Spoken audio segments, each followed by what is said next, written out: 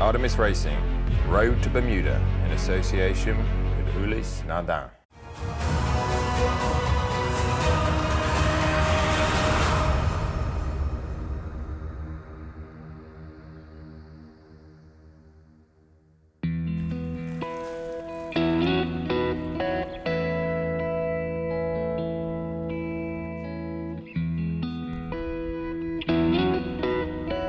After Olympic golds in 2000 and 2008 and the silver at the 2012 Olympics on home waters, Ian Percy is one of Britain's most celebrated and successful Olympians. Now, as a team manager and tactician of Sweden's Artemis Racing, he is back on these famous Solent waters where he learned to sail as a youngster.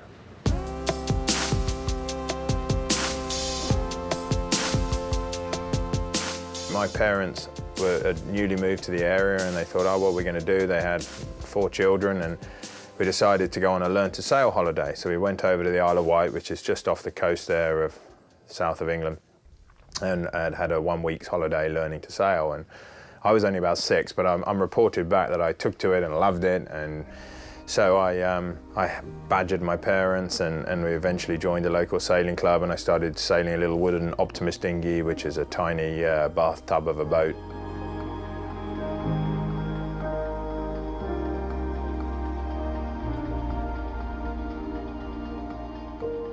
There's a small sailing club just around the corner called Stokes Bay, just in the Solent. And that was my club in lasers. Ben Ainsley had moved up from Cornwall in the southwest of England to train together because we were both doing well in the juniors. And I used to cycle from my home in Winchester to go sailing 4 times a week. It was about a 30-mile ride to get there, and it helped the training. And we'd be there sailing in the middle of winter in the snow. And it went from there. I was lucky enough to get some success as a youngster in junior classes, and within the UK we have an excellent program for identifying talent, and so there was a great crop of us in the UK that came through with Ben Ainsley and Andrew Simpson, Paul Goodison, who sailed against each other as kids and went on to win Olympic medals 10 years later.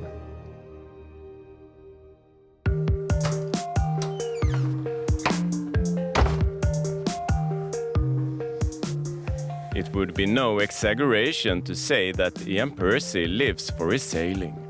A love relationship that has been going ever since that day 33 years ago when he went on a sailing holiday with his family.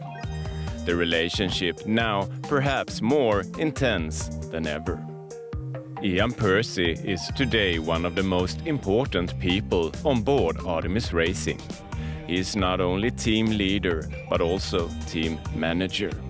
He is responsible for everything that happens within the team, constantly on the move, and between training sessions, an important meeting or conversation that always requires his presence. He trains, travels, and works more than most athletes, or for that matter, more than most business leaders you'll ever meet. I think I'm obsessed with it, if I'm honest. It's not necessarily a healthy state of life. It's just one that I can't let go of. I can't, I really should be able to, but I can't let the phone down for a day. I can't leave the computer for an hour or be on the water for a few days. I have to keep on top of it. I'm very, very passionate about Artemis Racing winning the next America's Cup, just like I was about myself and Andrew winning gold in the Star. And you don't want to leave any stone unturned. Now, I'm lucky to have such a strong group around me, people you can genuinely trust to get on with the job themselves. But that doesn't mean I don't have a lot to do. I do, and managing the team and running it, a bit like in football when you're a player manager, it's a lot of work.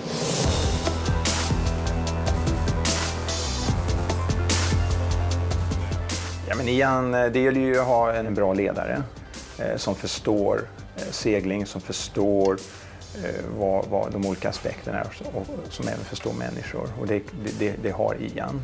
Och Ian är ju väldigt respekterad just därför att han är inte någon som behöver stå i rampljuset.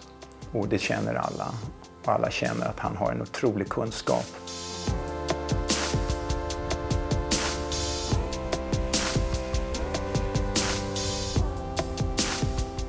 I do feel a huge pressure to deliver. I mean, I would say more responsibility. I think day to day you can't feel pressure for 2.5 years. You feel pressure for me is what you feel in the few days before a major competition, but responsibility, absolutely. But I think in my life, whatever I've turned my attention to, I've felt a kind of desperate need to be successful. It's something that I can't particularly explain. I never think that what I'm doing is some worldly important thing, but if for some reason I can't not want to finish the job, and that's a drive that keeps me going, and the responsibility, sure, to my teammates I take very seriously. He is confident that the hard work and the absolute dedication from everyone in the team will give Artemis Racing the necessary goods to win the America's Cup. But if they succeed, it is, perhaps oddly enough, not the victory itself that gives Ian Percy satisfaction. For me, it's not necessarily about the big celebration or holding the cup up above my head. I can take that or leave that. Probably will enjoy a beer with the rest of the team when we have any success over the next 2 years, but it's not saving the world. But it's, on a personal level, it's a pride for all the team members, a validation of your efforts and your decision making.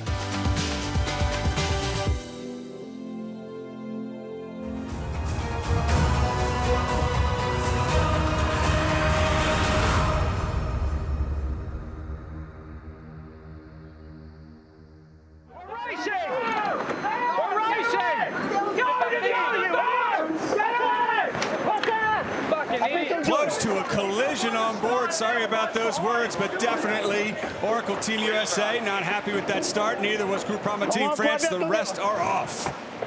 Team France held up Oracle. They were not pleased about that. There's a penalty on Oracle because they didn't keep clear. Obviously, there must have been contact between the boats. Race number 2 was, if possible, even tougher. An Oracle Team USA was punished with a 2-boat length penalty after an incident with the French Team Groupama right after the start.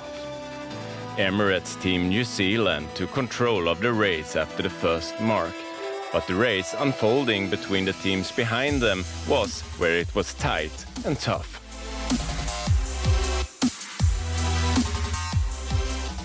Oracle skipper Jimmy Spittle fought a good battle with SoftBank Team Japan.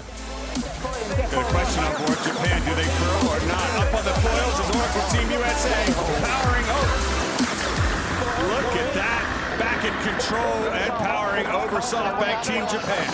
Just boat handling. You can see Team Japan doesn't have their zero on the lock. They can't deploy even if they wanted to. Emirates Team New Zealand with helmsman Peter Burling controlled the race on the second half of the course and could quite simply sail away to first place just ahead of Land Rover Bar. Great day for us to kind of put together a good reach and run in both races and be in the lead at the first bottom mark both times was obviously the goal, and yeah, for us we haven't had much training in these boats, and yeah, we're pretty green and foiling boats. I think that's fine. Artemis Racing did well at the start, but a tough choice of course cost them a lot of time. In addition to this, the team suffered an issue with their Code Zero, and the day ended up not at all like what the team were hoping for. Sorry about the language on board, but clearly they are not happy with that. A big mistake for Artemis Racing. As Saturday wrapped up, gusting winds grew overnight in southern England. On Sunday, race organizers made every attempt to schedule the remaining 2 races, and with boats in the water and sailors on their way to board, racing was eventually cancelled when neither the sailors' or spectators' safety could be guaranteed. Of course, this was disappointing for everyone involved, and as a small plaster on the wound, the teams received a visit by English royalty during the awards ceremony.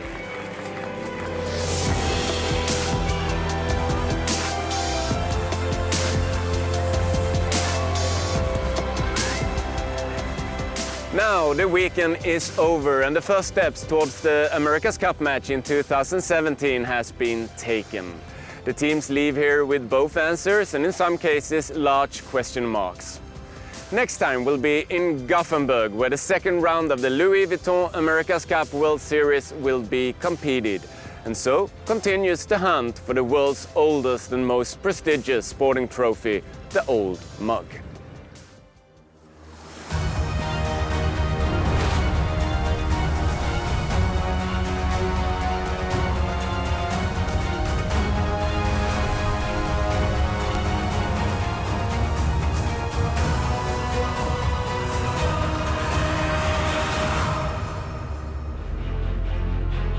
Artemis Racing, Road to Bermuda, in association with Ulysse Nardin.